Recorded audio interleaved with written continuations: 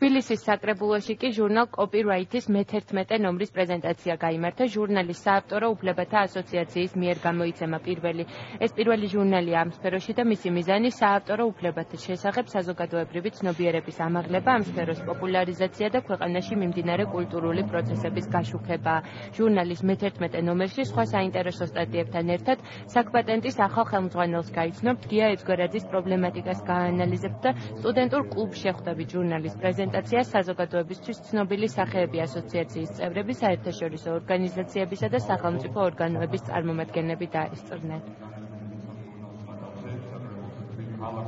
ჟურნალი უკვე მე-3 წელია გამოდის, ეს არის მე-11 ნომერი ჩვენი ჟურნალის და ის ემსახურება ერთ მთავარ მიზანს, რომ საავტორო უფლებების სფეროში საზოგადოებრივი ცნობიერება კიდევ უფრო ამაღლდეს. ეს არის ერთგვარი ინსტრუმენტი, რომ ინფორმაცია მივიდეს ყველა რგოლამდე და ჯელობა იყოს საავტორო უფლებებში არსებულ პრობლემებზე მათი გადაჭრის გზებზე. საქართველოში ერთ-ერთი ყველაზე დიდ პრობლემას უბრალოდ წარმოადგენს ის, რომ საზოგადოებამ თვითონ საავტორო უფლებების მფლობელებმა არ იციან თავისი უფლებების შესახებ.